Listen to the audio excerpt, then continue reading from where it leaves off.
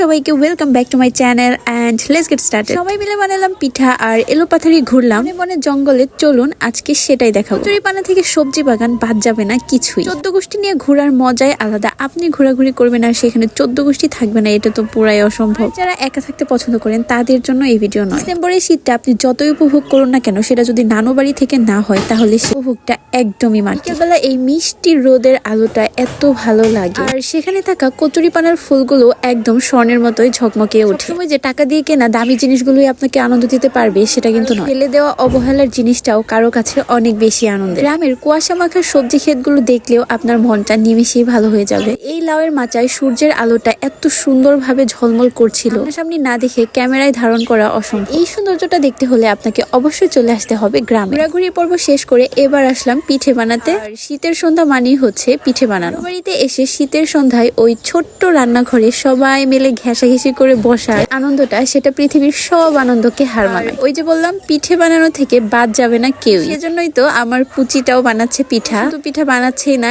একদম এখান থেকে খাওয়া শুরু করে দিছে। কাজ করতে ভীষণ পছন্দ করে। এই কাজগুলো করে তার যে কি আনন্দ হচ্ছে, কাজ না করতে দিলেই তার ঠিক এই অবস্থায় হয়। এই যে শুরু হয়ে গেল তার কান্নাকাটি, কিন্তু কাজ ছাড়া একদমই থাকতে পারে না। আপনাদের কার কার বাসায় এমন পুচি আছে অবশ্যই কমেন্ট করে জানাবেন। ধন্যবাদ।